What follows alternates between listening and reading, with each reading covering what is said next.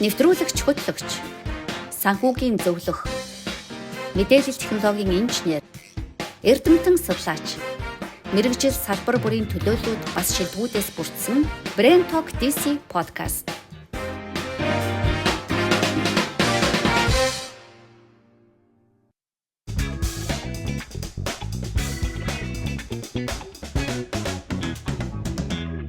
За Brain Talk DC podcast-ийн шинэ дугаар эхэлж байна. За бид энэ удаа AI буюу хэмэл оюун ухаан сэдвээр ярилцгаж байна. За хэмэл оюун ухаан хүн төрөлхтний өдөр тутмын амьдралд нөлөөлж байгаа сайн болон саар талуудыг ярилцахаар Brain Talk DC podcast-ийн зочин хөтлөгчд болох Дэлхийн банк олон улсын валютын сангийн зулаа. За Harvard мөгийн бие онгахын шинжилгээ ухааны доктор Гана нар маань бэлэн болоод байна. Brain Talk DC podcast-ийн зүрхэн болсон хөтлөгч нэвтрүүлэгч Уран чимэг буюу Урнаа.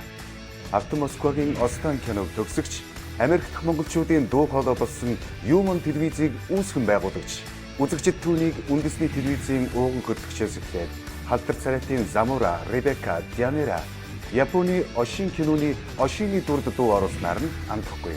Дэлхийн соёлоос сурч мэдсэд хуваалцах бүсэлтэй сор болсон монгол сэхэтнүүдийг дугуй ширээн дэнгөрж элдв цензургүй, ил тод үнний төлөөх дууч байхыг уриалсаар тэр Brain Talk DC podcast-а эхлүүллээ. Дэлхийн эдийн засаг санхүү, дэд бүтцийн хөгжилт, хэмэл оюун ухааны хөгжил маш хурдцтай нэвтэрж байгаа тийм ээ. Тэгэхээр та бүхний ажиллаж байгаа салбар дээр хэмэл оюун ухаан хэр хурдцтай хөгжиж байна тий? Ололтууд нь юу вэ? Сөрөг тал нь юу вэ? Санхүүгийн салбар бол одоо амар шүү дээ. Би ч одоо заримдаа боддгоо шин зэн. Яна тэтгэврт гарахаас өмнө ажиллахгүй болчих гэдэг. Яг үнэнгээсээ. Brain Talk DC podcast-ийн судсан болсон зочин хөтлөгч мөнхний буюу Мөги. Georgetown дэлбийн дуу сонсож, улмаар Harvard-ийн их сургуулийг санхүүгийн мастраад үргэсэн түүний ажлын гараа олон улсын хүмүүнлэгийн байгууллагаас эхэлжээ. News Corporation-ийн охин компани ахлах менежер. Улмаар Америк нэгдсэн улсын төрийн байгууллагын 10 хүртэлх тэрбум Америк долларын хөрөнгийг удирдан залж, санхүүгийн бүхэл хариуцлагыг нуруунд дээрээ үрж ирсэн туршлагатай.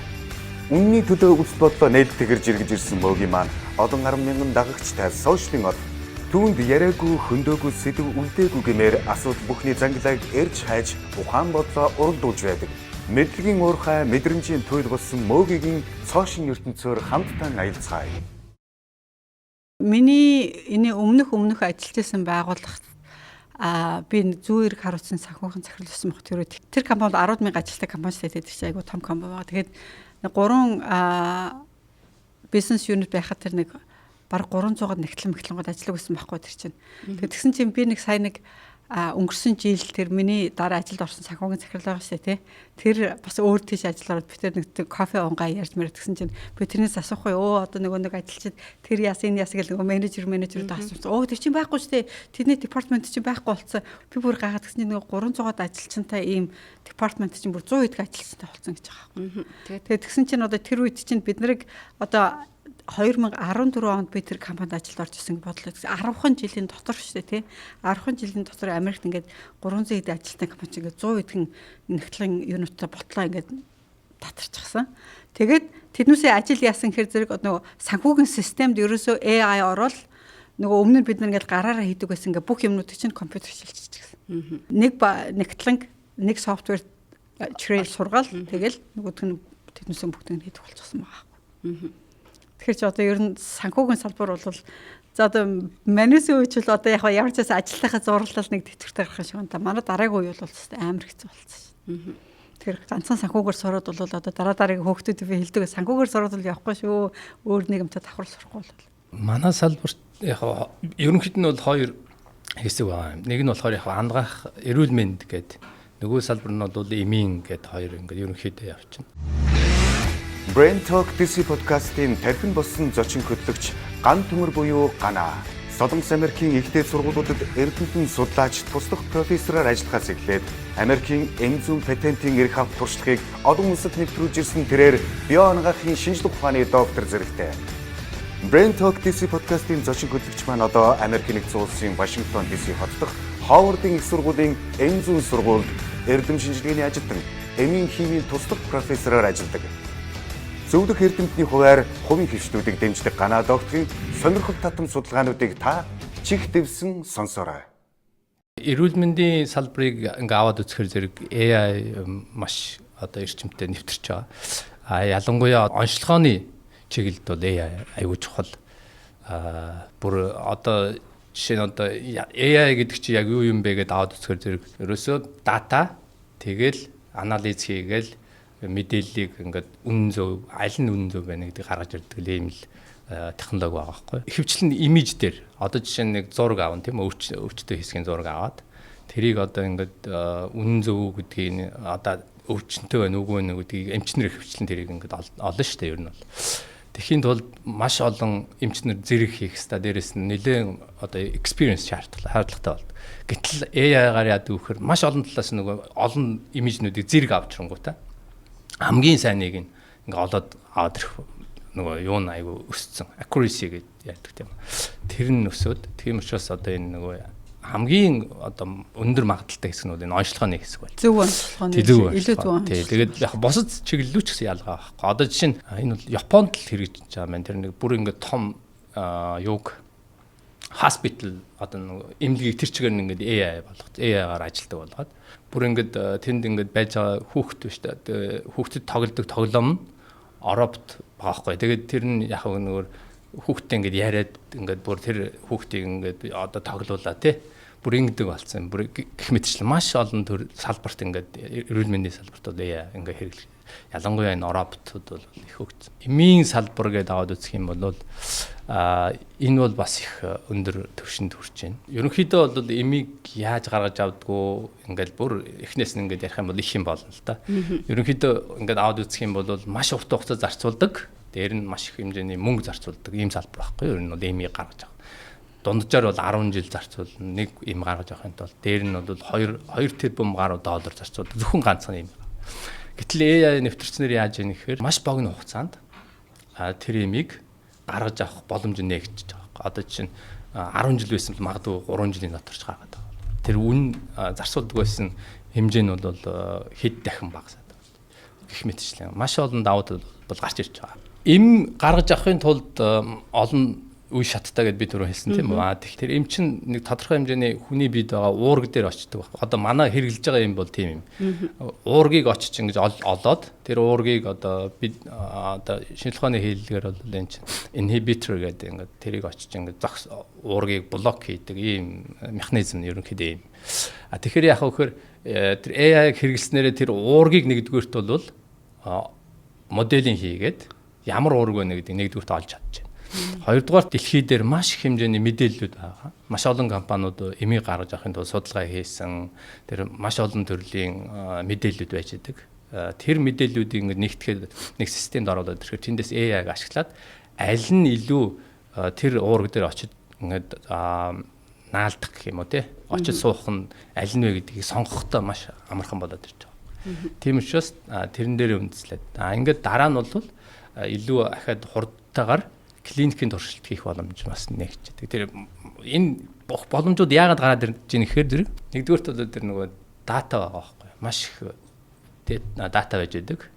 Тэрийг ашиглаад нөгөө AI чинь айгүй хөгжсөн. Өөрөөсөө бүр ингээд хайгаад олоод ирэх төвшөнд очсон. Нөгөө deep learning чинь наадах чинь машин deep learning гэдэг чинь машин чинь өөрөө сураал өчөө цаашаа өөрөө илүү боловсруул тэгэл хүнтэй хүнгүүд тэр чинь баг өөрөө цаашаа эмээ боловсруулаад гаргаал ингээд.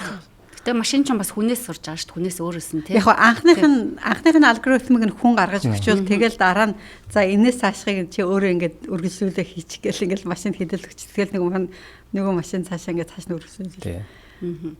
Хийгээд байгаа юм шиг. AI гэдэг чинь өөрөө тэгээд яг ерөнхийдөө ингээд нэг сонирхолтой төвшөнд аваад үзэх юм бол хизээ яаж үүссэн юм бэ гэдэг ерөнхий мэдээлэл ингээд харахаар зэрэг ер нь бол 1950-ад онд анхны одоо тэр нэг AI Английн нэг эрдэмтэн санааг нь гаргаж ирсэн юм байна. Машин ч гэсэн яагаад хүн шиг ингээд бодож сэтгэхэд юм хийж болдгоо ингээд тэр хүн гаргаж ирсэн юм байна л да.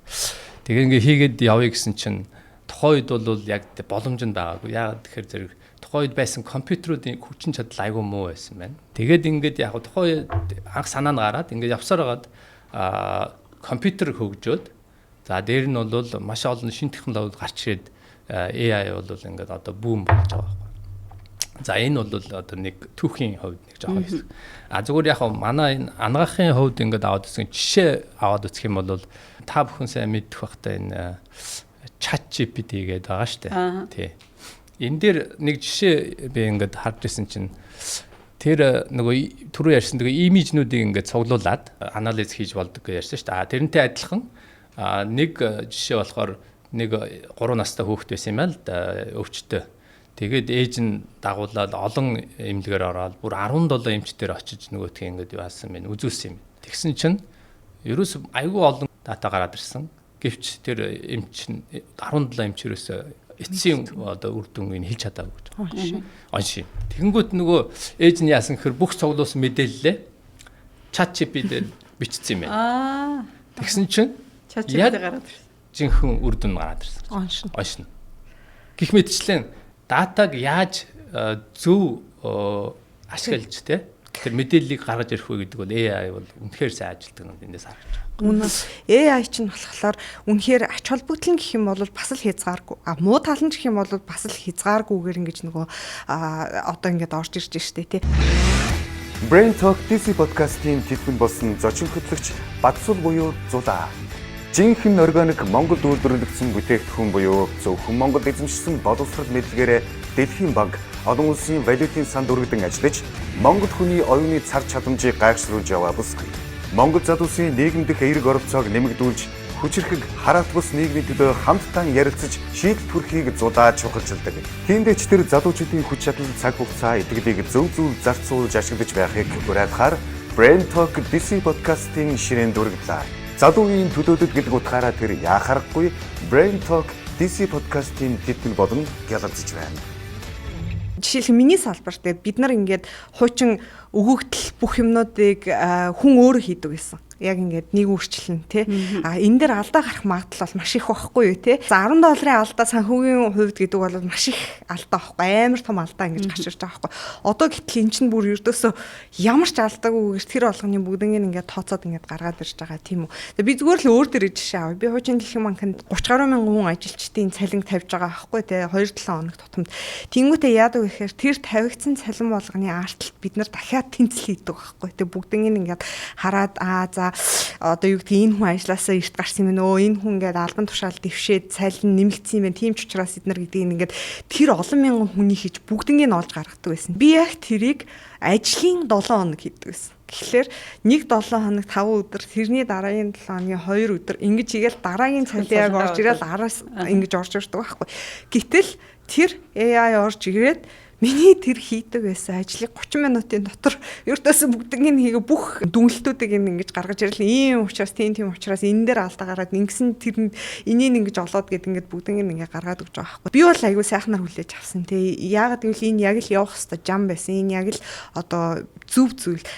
Би өөрөө ажилгүй болох ч гэдэг юм уу яах вүлээ гэж бодхоос илүүтэйгээр би тэгвэл одоо өөрийгөө яаж өөрчилж энэ орчинд өөрийгөө сургаж дадаж ингэж байх вэ гэдэг л тэр л одоо нөгөө бид нарыг яг ингэж одоо амьд биологийн хувьд тесч гарах тэр зүйлийг ингээд нөгөө нэг бий болгож байгаа юм шиг тий. Гэхдээ нөгөө талаар гэх юм бол тэр чинь надад маш их цагийг маш их сурах боломжийг ингэж олгож байгаа учраас надад бас гайхамшигтай. AI өөрөө тэгвэл өвдүүл яах вэ? Энэ дээр буруу одоо нөгөө нэг тий тэр ярьдаг шүү дээ одоо ингээд нөгөө зүуднийч гэдэг юм уу тий тэр нөгөө нэг орж ирж байгаа тэр юмнуудыг тэгвэл би яаж тэрийг нь багасгаж болох вэ? Би яаж мэрэгчлээ тэгвэл өөрчлөөд харин ч энийг ингэж нөгөө нэг илүү ингэж тогтвортой илүү одоо сайжруулах тал дээр ажиллах вэ гэдгийг л ерөнхийдөө ингээд нөгөө нэг харж ирдэг тий. Одоо хуучин бол бид нар бүр аимшигтай ингэж суудаг гэсэн аахгүй.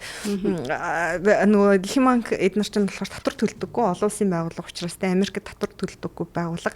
Тэгэл одоо хаа нэгэн газар ч юм уу очиод ингээд хурал цуглаан хүмүүсэн суугаад яваал ингэнгүүтээ мэдээж хүн болгоо манайх татвар төлдөггүй юм чи надаас татвар авсан байна гэж тэр хүмүүс хэлэхгүйгээр төлцсөн байдаг байхгүй тий. Бүх нөгөө кредит картууд нь манай нэрээр ингэж явдаг. Тэгээ тиймүүд бид нар тэрийг ч бас харчаад үгүй энэ татвар төлөх ёсгүй байсан хүн гээд ингээд алдагдлын тооцоогоор тэр чинь хичнээн бараг сая доллар ингэж гарч ирж байгаа байхгүй тий. Тэгэнгүүт одоо AI орж ирэл бид нарын хувьд чи бүгдийг нь одоо ингээд нэг олдог байсан шууд ингээд 5 ширхэг ийм систем дамжиж олдог байсан юмыг тэр болохоор ертөөс бидний өмнө баг 2-3 минутын дараа ингээл гаргаж өгвөл бид нар зүгээр уцаа аваад уучлаарай танаа зочдууд л ингээд нөгөө нэг одоо буруугаар төлбөр авчихсан байна. Буцаагаад ингээд бид нар төлбөр авъя гэхэд гэдэг болчихж байгаа байхгүй. За тэгвэл танай компаниас шүү дээ те AI-гийн талаар та нарт ямар сургалт явуулдаг вэ? Ер нь юуг нь онцолж хэлдэг вэ? Бидний хувьд бол яг л тэр нөгөө нэг сайн талыг нь ерөнхийдөө ингэж илүүтэй тодруулж өгвөл та нар одоо энэ боломжн дээр тэгвэл ингээд яваачаа. Бараг AI чинь надад өөрөө хэлж өгч байгаа байхгүй. За зуглаа. Чиний өөрийн чинь бол одоо хүч чадал авиас бэлэг эн чинь бол ийм юм дээр тохирох юм байна. Тэгэхээр хоёулаа айгуу гоё энэ дээр ингээд нөгөө хамтраад ажиллаад ингээд явчих яа гэдэг бараг надад хэлж өгч байгаа байхгүй те. Манай ажил дээр ч гэсэн одоо яг тиймтэй бидний хувьд бол маш их бэлтгэлүүдийг ингээд нөгөө урд жилүүдэд нь хийж өгч байгаад за өнөөдөр бид нар 50 ширхэг AI ингээд оруулж ирээд суйрлуулж байна. Энэ AI одоо энэ нэг AI-ийн хувьд бол програм нь ийм юмнууд дээр ингээд явагдах юм а. Тэ энэ ажлуудыг ингээд явах юм а. Тэгэхээр чиний ажил бол ийм болно. Тэгэхээр хоёлаа одоо энэ дээр ингээд бэлдээд ингээд явчихъя гэд. Зүгээр миний мэдхээр жишээлхэд Дэлхийн банкн дээр одоо намайг ажиллаж явах үед л гэхэд манай өөрийн хэлтэс гэхэд чинь 500 гаруй хүнтэй. Тэгээд тэрний 300 гаруй нь энтгэхт байрлаж ажилладаг. Гэхдээ хинэн ч ажиллаа алдаагүй. Тэрнээс биш бол зөвхөн одоо төв офстал гэхэд 50 эдэн ширхэг нөгөө нэг AI-г ингэж авчирч суурлуулсан байгаа. Зүгээр бид нарын нөгөө нэг ачаал өөрчлөгдөд ирэнгүүт тэр гарч байгаа цагийг харин өөр нөгөө нэг чиглэл рүү ингэж ерөнхийдөө оруулж өгсөн. Гэхдээ тэр чиглэл нь миний одоо мэрэгжлээс холуур биш. Яг л миний мэрэгжилтэй уялдаатай. Мөн дээрэс нь надад илүү чадвар тим юмнуудыг ингэж одоо зааж уялдаа. AI роботууд юм уу? Тий. Роботууд тий. Би 72 цагийг зарцуулж хийдгээс ажил маань л одоо тэр AI чи өөрөө 30 минутын дотор надад гаргаад өгч байгаа байхгүй тий гэдэг. Цагийн хувьд бол яг хөө хэмнэгдэж байгаа. Гэхдээ бүр ойлгомжтойгоор маш их ойлгомжтойгоор гаргаж өгдөг. Одоо жишээлхэд би мэдээж тэрэн дээр чинь дүнэлтчихэж байгаа шүү дээ. Тэ ийм учраас энэ дээр ийм тэнцэл ингэж буруу гарч байна. Ийм учраас энэ зардал ингэсэн байна гэдэг би өөрөө ингэж өөрийнхөө дүгнэлтээс хийж гаргаж өгч байгаа. Гэтэл тэр AI чинь миний дүгнэлт дээрээс нийлүүлээд 10,000 өөр хүний бодол дүгнэлтүүдийг аваад нэг юм болгоод надад дүгнэлт гаргаж өгч байгаа байхгүй. Тэр нь бүр хамаагүй илүү ойлгомжтой, хамаагүй илүү фундамент маш сайн ухсан тэр мэдээллийг надад ингэж гаргаж өгч байгаа. Хязгаарч алдаа гаргана гэдэгт одоо итгэдэггүй юу? Үгүй алдаа гаргана. Үнэхээр алдаа. Тэрэн дээр бол алдаа гаргана. Тийм ч учраас хүн яг тэрнийг чинь харж сууж байгаа байхгүй. Хинж сууж байгаа. Тийм учраас тэр чинь бас өөрөө нэг ажил байгаа байхгүй тий. Мэдээж AI гэдэг зүйл бол хүн өөрөө бүтээсэн. Гэтэл заримдаа бол хүнээс ч илүү ингээд нөгөө нэг одоо оюун ухааны түвшин дээшилж гарч ирж байгаа боловч хүн тэрэн дээр алдаа гарч ийн үгүй юу гэдгийг яг харж ингэж нөгөө нэг байж байгаа чинь хүн өөрөө байгаа. Эдний засгийн газар бол одоо яг ингэж байгаа шүү дээ тийм. Мэдээж одоо за танай байгууллагууд бол өөрөлд хувийн секторт бол ягаад гэхээр зэрэг эднэр бол хүмүүсээ шууд нөгөө чихрийг хасаад шүү дээ тийм. Ягаад гэвэл эдний хувьд чинь тэгэл орлого хамгийн чухал бол мөнгө л чухал болж штэ тийм. Тийм болохоор зэрэг AI-г ашиглаад одоо хэлдэг штэ тийм 300 ажилчтай байсан департамент чинь одоо өнөөдөр 100 хэд ажилчтай болоод ингээ хасаад эхэлсэн. Гэтэл засгийн газар тэгвэл төрийн бодлогоор яаж одоо нөгөө ажилгүй болоод ингээ 100 хэд хүн таслаа 100 хэд хүн таслаа тэгвэл чи энэ улс чи яах юм бэ дахиад ажилтгуудлыг гараад эхэлнэ. AI-гаар дамжуулаад эдгээр ажлын байрыг бас бий болох гэдэг байна. Microsoft-ны юм уу, Facebook-ны юм уу, одоо Tesla-ны юм уу, одоо юу гэдгийг эднүүс нь AI-гаар дамжуулаад ямар нэгэн бүтээгдэхүүн гаргадаг юм уу, одоо яадгийг ингээд тэрнгээрээ дамжуулаад ажлын байрыг бий болгоод нөгөө энэ тэндээс гарсан 100 хэдэн баг нар чинь буцаагаад өөрсдөө дахин боловсруулаад дахин өөр юм сураад дахин ур чадвар эзэмшээд дахиад хөдөлмөрийн талбар буцааж гараад шүү дээ. Тэгэхээр зэрэг одоо дараагийн генерашн гарч ирэхдээ хүртэл шал өөр одоо бид нар үл сурч байгаагүй юм дахиж нөгөө хүүхдүүд чинь гарч ирж.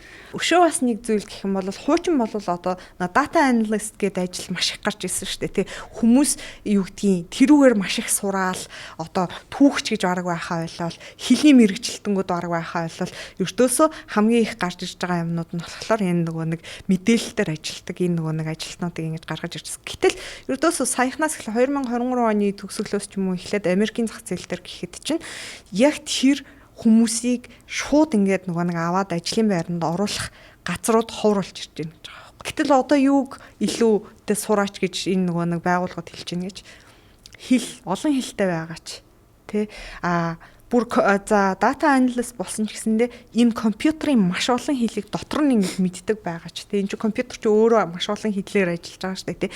Тэгэхээр эднэрийг холбож ингэж өгдөг тийм хэлтэй байгаа ч гэдэг юм уу. Яг ийм өөр нэг тэр нөгөө чиглэлүүд нь одоо гарч ирж байна л та. Эдийн засаг чи өөрөө энийг айгүй гоё эрэлт нийлэлтийн хувьар бас л яг ингэж аваа явчих. Тэгээд чи нөгөө илүү creative одоо уран сэтгэж бодох хэрэгтэй болоод эхэлж байгаа байхгүй тэр хүмүүс чинь те зөвхөн одоо датаг анализ хийгээ суугаас танай байгууллагууд тийм байдаг. Манайх л одоо ингээд бидний сказ нэг календар хувир байгаа шүү дээ те. Хувирн дээр чинь бид нар одоо өдрийн нөгөө ингээл уулзалт бүх юм тэнгууд нэг онгорхоо цаг гараад ирнэ шүү дээ. Тэгээд нэг to-do list гэдэг нэг одоо өнөөдөр миний хийх ёстой юмнууд гэл ингээл тэн дээр ингээд бичингүүт манайх нөгөө нэг AI-тай ахгүй одоо бидний email календар бүх юмнууд чинь нэг AI нэг Copilot нэг юм нэг AI суулгацсан бид нар дээр.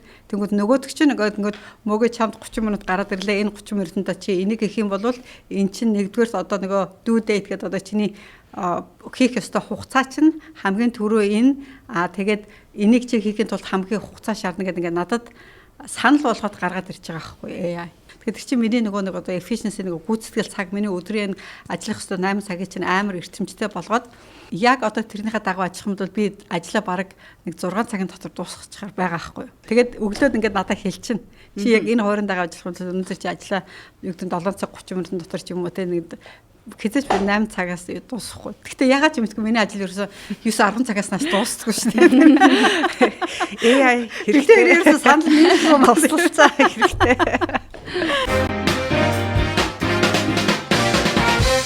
Одоо Америкийн нэгдсэн улсын хувьд жишээлхэд ингээд ярихад мэдээж AI гэдэг зүйл бол байн цаашаагаа ингээд бүр томроод өргөжөөд өсөөд хөгжөөд ингээд явна гэдэг нь бол ойлгомжтой гэдэг нь байж л байгаа. Зүгээр эднэрийн хувьд одоо хамгийн их тулгарч байгаа асуудал нь юу вэ гэдэг ингээд үтсэн чинь хууль эрхцэн орчных нь асуудал байгаа юм байна. Тэгээ тэрэн дээр хамгийн их одоо ингээд нөгөө санал зүрэлтэж байгаа. Яг яах вэ гэдэг тэр замаа сайн ингэж олж гаргаж ирээгүй байгаа дэр. Магадгүй өөрөө AI тусалж магадгүй тий.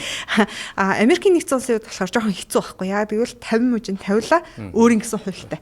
Тэр хууль болгоно ингээд өөрөөр ингээд үйлчилж явдаг тийм үү. Тэгэхээр яаж энд бид нар ингэж нэгдэж оруулж нэгэн юм ойлголтыг үүсгэж одоо нэгэн стандартаар энийг хөгжүүлж болох вэ гэдэг дээр л хамгийн их нөгөө нэг юм яриа наантай цаантай ингэж болж ирж байгаа дээр л ерөнхийдөө тэгээд яг нөгөө одоо Америк бол яг том улс ингээ олон мужтай тэгээ жоох ашиглаад төөхтэй хэцүү байдаг гэж бодох юм бол яг манайх шиг жижиг улсууд те энд бол айгүй том боломж гараад ирж байгаа юм шиг харагдаж байгаа. Одоо жишээ нь тэр эмийн тухайд аваад үзэх юм бол нэг компани байгаа юм л да энэ Silico Medicine гэдэг та бүхэн бас хайгаад үзэж байна. Бүр анхны одоо ингээд шатнаас нь эхлээд клиникийн туршилт хүртэл эмийг ингээд яг ингээд AI дээр суурилж гин. Гэхдээ мэдээж зөвхөн AI бүгдийг хийхгүй. Тэнд бол программист байгаа, chemist байгаа, тэ biologist байгаа, бүгд байгаа. Гэхдээ гол ажлыг нь бол AI хийж өгч болж байгаа. Нөгөө хүмүүс нь бол туслана. Тэндээс гарч ирсэн үр дүнгээ хэрэглэн илүү цаашаа хөгжүүлнэ. Тэгэхээр тэр компани захирлын ярьж байгаа ингээд сонсохоор зэрэг ерөөсөө одоо бол заавал том компаниуд одоо Америкийн том эмийн компаниуд байна шүү дээ. Эднээс шиг ийм том компаниуд заавал байх шаардлагагүй болж байна.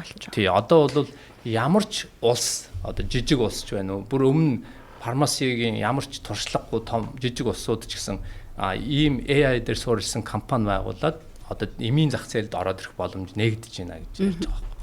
Тэгэхээр энэ бол маш том ирээдүй боломж харагдаж байна гэж би бол бодож байгаа. Ер нь бол AI-г бол ашиглаж чадах юм. Одоо би түрүү ярьжсэн нөгөө манай хуучин дарга те тэр хүн бол мундаг хүн л дээ. Тэ хуучин энтхийн IT салбарын сайд байсан те энтэг 1 тэрбум гаруй хүнтэйгээс тэр хүн сайд болж гарч ирсэн. Үнэхээр агуу ухаалаг, агуу мундаг хүн те. Тэр хүн Дэлхийн банкнаас тэтгэвртэй гараад одоо юу хийдэг вэ гэхээр AI өөрийн компанитай. Тэгээ тэр компани болохоор яг улс болгоны хөгжлийг тооцоолж өгдөг. Одоо юу гэдгийг Индонез гэдэг улсын хамгийн их гаргадаг экспорт нь хувцс гэдэг юм байна л да. Тэ хувцс үйлдвэрлэлээр маш сайн. Гэтэл манай дараа болохоор би энэ Индонез гэдэг улсад үнэхээр танаа хувцс үйлдвэрлэл чинь танаа хөгжлийг тодорхойлж чадах уу гэдгийг хэмжиж ингэж нөгөө тооцоолж тэдний засгийн газартаа ингэж ажиллаж байна тий. Тэгээ танаа улс өсөж хөгжөөд явахад юу хэрэгтэй вэ гэдгийг нь хийж өгч байна гэж ярьж байгаа байхгүй. Тэгэхээр яг л AI өөрөө бас тэр тооцооллуудыг бүгднийг ингэж гаргаж өгч байгаа. Гэхдээ тэр AI-ын гаргаж ирж байгаа зүйлийг хүн орчуулж яг бусдад ингэж нөгөө одоо юу гэдгийг тайлбарлаж гаргаж өгч байгаа болохоос биш AI тэрийг очоод за танаа улс тэгж байгаа шүү тэгэрэй гэж ингэж бас яг хэлж байгаач биш. Тэгэхээр тэрийг бол хүн яг удирдах жоглоодож ингэж байгаа. Гэтэ магадгүй энэ ирээдүйд өөрчлөгдөж болно шүү дээ. AI заавал хөнгүүгээр өөрөө тэрийг хийгээ явуулдаг болж болох юм тий. Тэгэхээр харин энэ дээр яалтчгүй л тэр нөгөө нэг юм тогтолцоо хэрэгтэй. Бүх улсад бүх газар тогтолцоо хэрэгтэй. Магадгүй нөгөө нэг Джон Ленноны дуулдаг гэсэн тий дуу шиг хил хязгаар дэлхий дээр байхгүй болоод нэг л юм улс болол өөрөө өөрсдөө чаддаг зүйлийг тэр AI-ээр хийдэг болж магадгүй. Гэхдээ тэр одоо түрүүний бид хэдий ярьдаг AI цаашаа одоо нөгөө deep learning гэдэг байгаа шүү дээ тий. AI чи өөртөө заагаад өөрөө цаашаа үргэлжлээд яваад байвал яах юм бэ? Энэ одоо хамгийн том асуудал болоод шүү дээ. Тэгээд одоо энэ кинонод жишээлхий тэрэн дээр маш ихээр ажиллаж байгаа юм шүү дээ. Одоо ингээл нөгөө нэг аюул олон кинонод дээр тэр асуудлууд ингээ гарч ирдэг шүү дээ. AI гэдэг нэг кино байдаг нүд гээд тий. Тэгээд тэрэн дээр тэр гол дүрийн хүн бол яг ийм ихэр байхгүй тий. Тэгээд тэр нөгөө ихэр нь бол маш их амжилттай одоо эдний энэ цэрэгт ингээд яваад нилээн одоо ингээд гүн нууцлал дунд ажиллаж исэн байгаа. Тэгээд ингээд нас орчихсон. Тэгэнгүүт тэр AI ердөөс таньдаг юм нөгөө тэр хүний царай юм байна л та. Тэгжээж тэр хүн л байжээж тэр нэг юм ингээд удирдах гэдэг те. Тэгэхэд тэр AI болохоор ердөөсөө л дэлхийг ингээд эзэлж авахын тулд ганцхан тэр хүний царайгаар ингээд за яг уран сайхны кино. Гэтэл ер нь хүн төрлөختний ер нь оюун ухааныг бол бэлдэж өгч байгаа. Тэгвэл нэрээ яах вэ гэдэг асуултыг бас тэн дээр ингээд гаргаж өгч байгаа юм шиг харагддаг те. Одоо ер нь ингээд харах юм бол бүх зүйл яг тэр нь бэлтгэгдэж байгаа юм шиг бүх л кинонууд хүүхдийн киноч байсан. Одоо Transformers эсвэл одоо Avengers гэл одоо хүүхдүүд маш ихээр үзэж байгаа шүү дээ. Тэр болгон ямар нэгэн аргаар л яг энэ олон өгөгдөл мэдээллүүдийг те яаж аваад цуглуулж аваад ямар дүн шинжилгээ хийгээд ямар замаар гаргах вэ гэдэг дээр л ер нь бүгднийг ингэж гаргаж өгч байгаа. Тэгэхээр хүүхдүүдийг ч гэсэндээ одоо ердөөсөө яг тэр замд ингэ бэлдэж өгч байгаа юм шиг санагдаад идэв. Ер нь бол гэхдээ мэдээж одоо нөгөө нэг те энд хүний оролцоо хэрэгтэй. Хүн бол заавал энэ дээр хязгаарлалт хийж явах хэрэгтэй. Түрүүн хэний ярьдгаар жишээлхэд Японд байгаа тэр имлэг хэрвээ одоо миний л хувьд штэ. Яагаад тэгэхээр би тийм үзег байгаа. Тэг. Гэхдээ одоо нэг имлэг дээр ингээл очсон чи бүх юм нь хиймэл байгаа л тэр хиймэл юмнууд над үйлчлээд их л муухай санагдана. Надад бол те яагаад ч нэг сайхан санагдав. Японууд айгуул нөгөө юугаа яг хүн шиг хийсэн байгаас нөгөөх нь орнод яг ингээл нөгөө царай мараа гэл хамгийн барид үсэх юм бол ингээл мах ингээд арьс шиг баригдаж маригдаж. За тэгвэл ч бас гэхдээ л нөгөө тэр чин хүний сэтгэлийн хөдөлгөөнч гэдэг юм уу те хүн одоо тэр туслах чадвар ч гэдэг юм уу хүннээс гарч байгаа тэр одоо зүйлс. Гэхдээ хамгийн гол нь AI гэж сул тал нь тэр шүү дээ. Тэр чинь нөгөө emotion дутагтаад emotion дутагтаад байна. Ethical хүн шиг нөгөө сэтгэл хөдлөлгүй юм чинь тийм юм байхгүй. Одоо хүмүүсийн айгаад байгаа гол юм чинь л тэр ойлгон суугаараа мөг микрофон. Хүмүүсийн айгаад байгаа гол юм чинь л тэр шүү дээ тийм. Одоо эн чинь тэр emotion ethical нөгөө тэтгэр зүйлсүүд байхгүй болохоор одоо бид нар яах юм бид нар айгаад байгаа. Тэгээ бас хүмүүсийн айж байгаа зүйл болохоор бид нарыг эзлээд авчвал яах гэдэг дээр аягүй хайж байгаа хгүй. Хүн дээр байхгүй. Зөв харин айх хэрэгтэй байхгүй тий. Ковидос ямар ч байсан өмнө байсан гэж санаж байна. Amazon-ы AI нөгөө HR хүний нөөцийнх нь софтвер байгаа шүү дээ. Тэр чинь одоо AI-гаар л хэрэгжиж байгаа шүү дээ. Том компани чинь өдөрт хэдэн мянган хүний CV хүлээж авч байгаа тийм компани чинь. Тэгсэн чинь тэднэрийнх нь нөгөө нэг анхных нь алгоритм яг хөө тэднэр бол өөрсдөө бичсэн байгаа аахгүй юу. Тэгэл дараа нь нөгөө машин learning. Тэгээд тэгсэн чинь ямар нэгэн байдлаар машин ингээд сурахтаа эмэгтэй хүмүүсийн CV-г ялгадаг болцсон. Тэгээд тэрийг нь яг сүлд нь нэг MIT-г төгс нэг AI судалдаг нэг эмэгтэй яг нөгөө нэг том компаниудын AI судалж нөгөө юу хийж явж байгаад research судалгаа хийж явж байгаа тэр эмэгтэй тэр Amazon-ы алгоритмыг нь тэгэхэд олоо мэдчихсэн. Эндээс болоод нэг Amazon-ыг бөөн асуудалд ороод нэг юмхүү болж байсан. Тэгээд Amazon-д нөгөө эмэгтэй хүмүүс developer байдаггүй нэг тэр нь бүр 10 жил үргэлжилсэн Amazon-д. тэр хайрын тэр эмэгтэйчүүдийг ажил авдаггүй байдал. Тэгэхээр ч одоо 10 жилийн дараа чинь баахан ирчүүдэлтэнд баахан ажилд орно үстэй. Тэгээ айгүй цөөхөн эмэгтэйчүүд ажилд орсон. Нэг гол шалтгаан нь тэр алгоритмоос болсон гэж аах.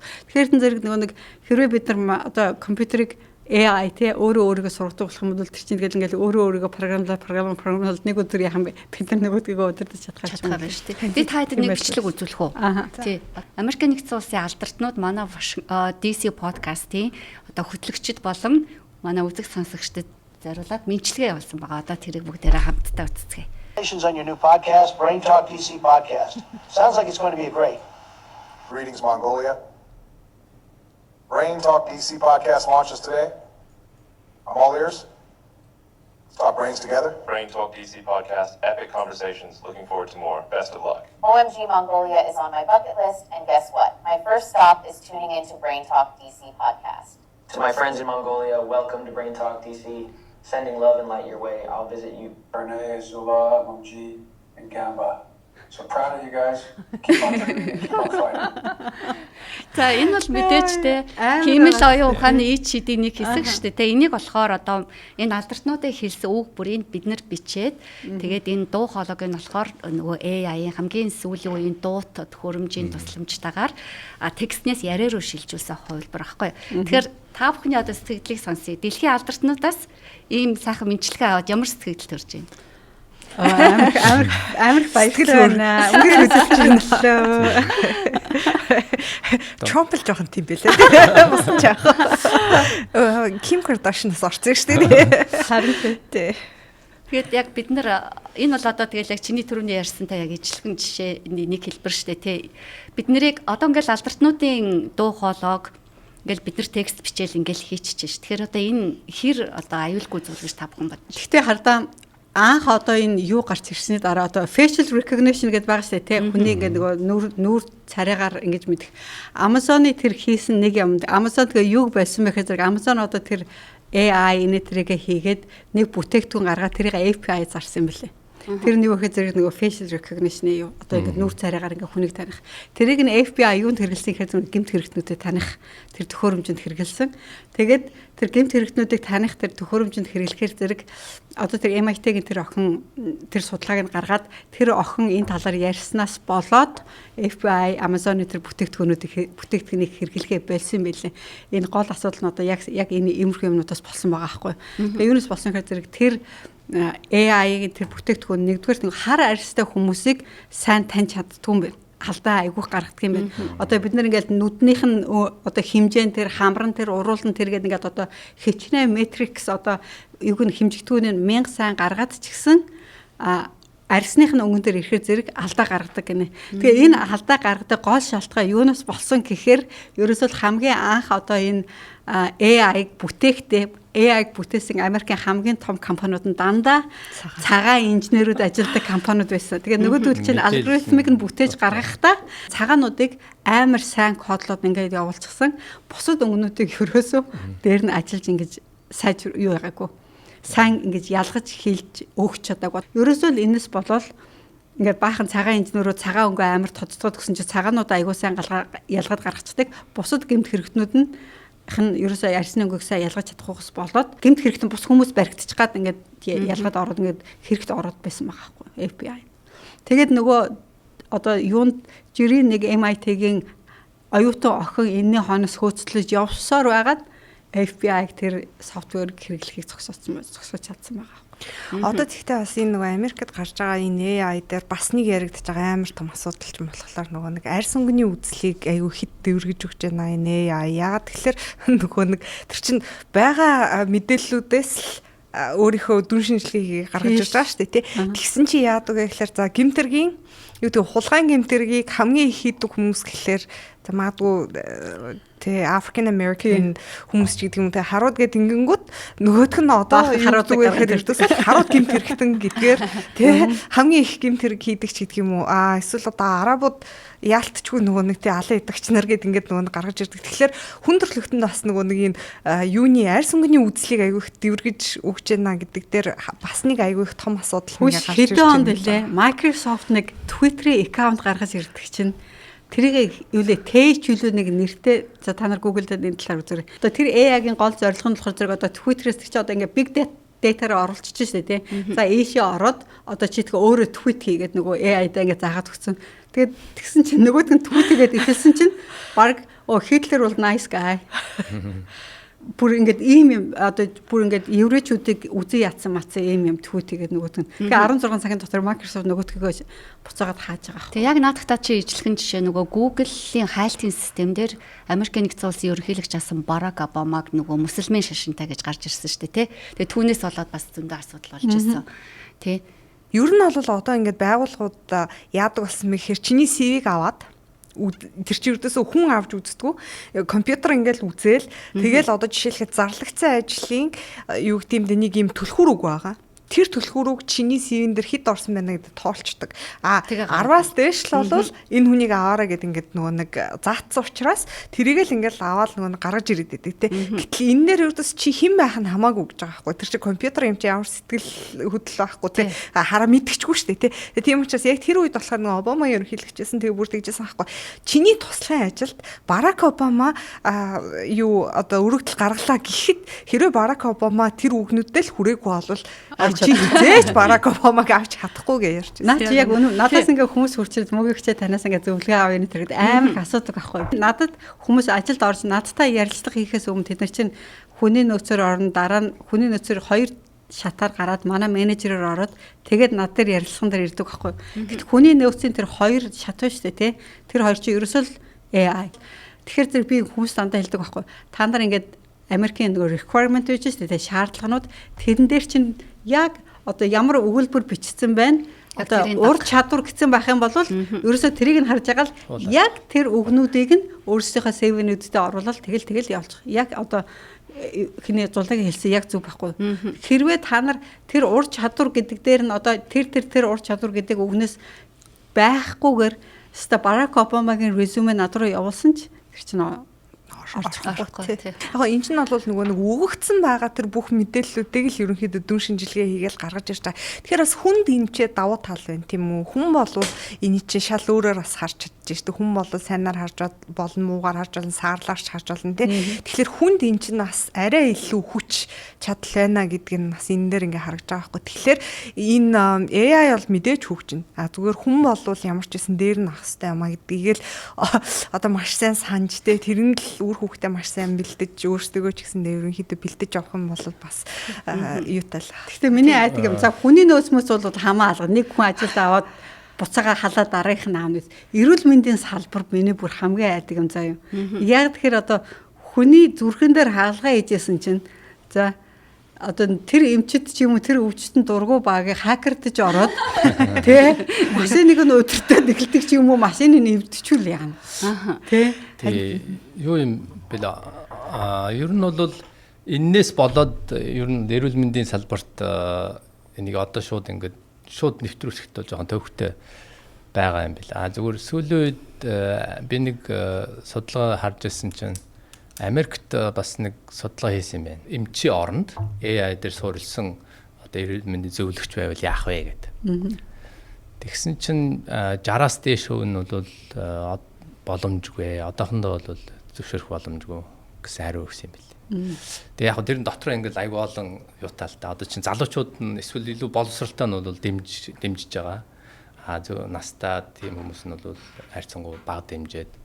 Дээрэс нь бол онцлогооны тал дээр бол илүү хүмүүс итгэлтэй байгаа юм байна. Бараг 50% болж.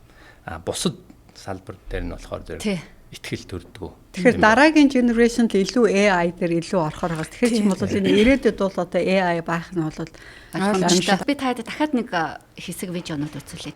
Hello, Amika. Hello there. How are you today?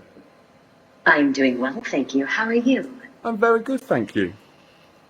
Glad to hear. What is your name? I'm Chris. Chris. Are you okay? Nice to meet you. Nice to meet you. Are you okay if I shoot a video of you? Absolutely.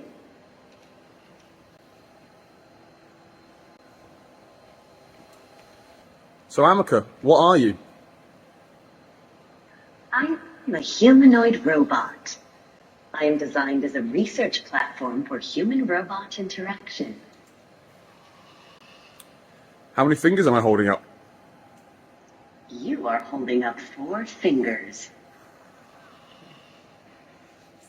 And I like your sweatshirt. Thank you very much. Энэ ингээ хүнтэй харьцаад байгаа үстэй тий. Humans love compliments. Тэг хүнтэй харьцахаас эхлээд хүний сэтгэл хөдлөл бас харин үйлдэл үзүүлээд. За одоо энэ спортын төрөлд роботууд бас хүч үзэж байгаа талаар. Postou pelo outro web.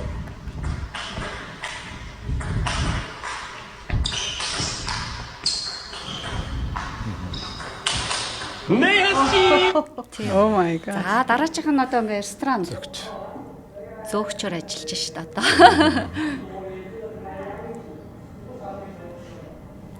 Харагч байна уу мөг? Харагч байна.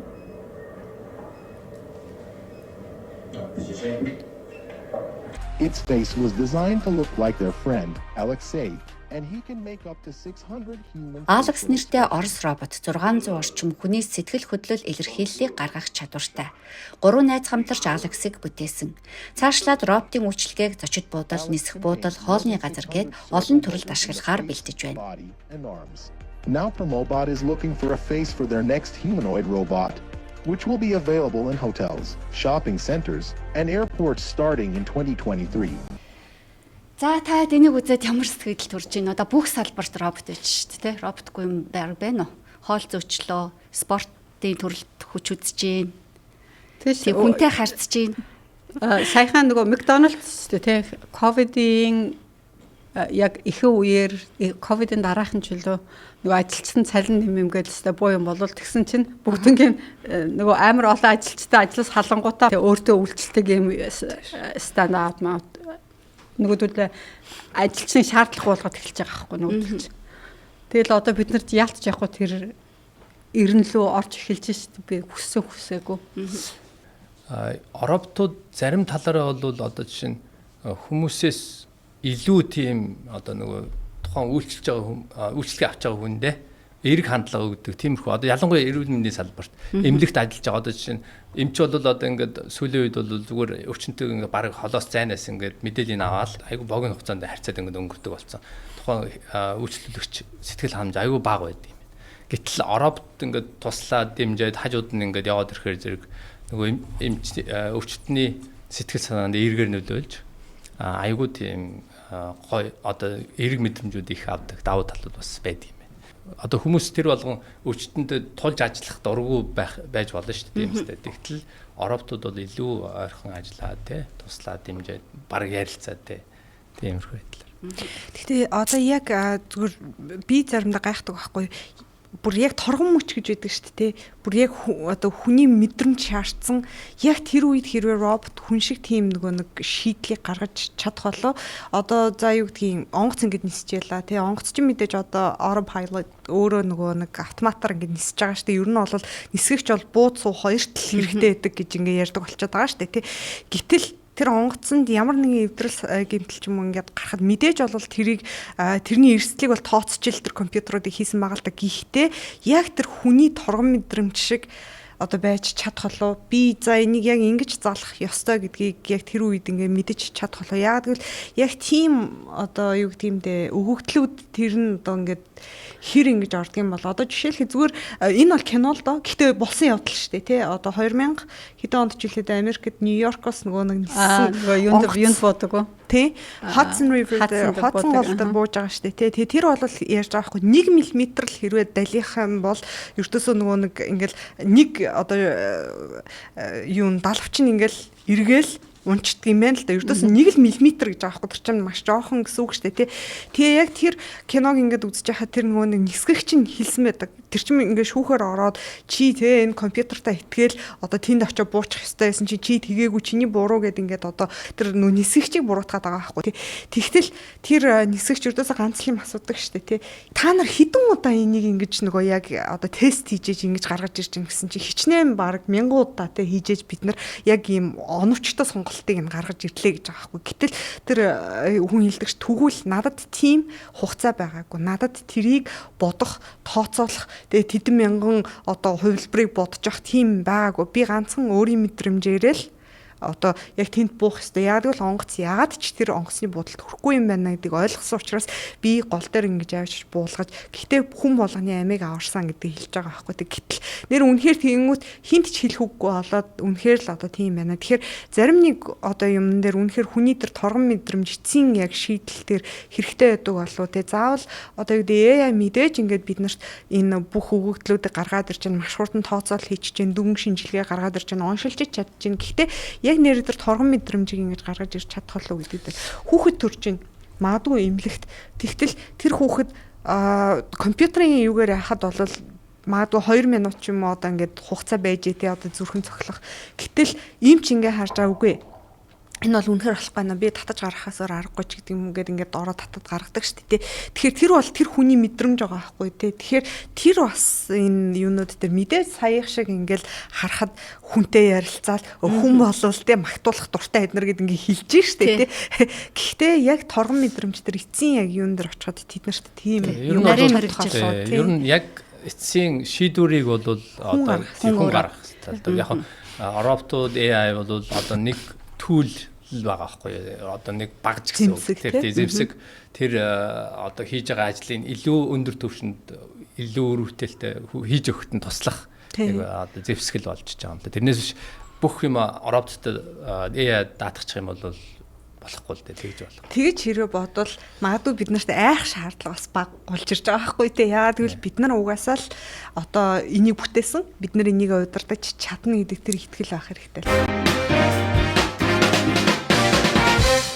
Сая бид нар бол одоо та нар яг өөрөөсөө салбар дээр AI-гийн үзүүлж байгаа сайн талуудын ихэвчлэн бас ярьлаа шүү дээ тий.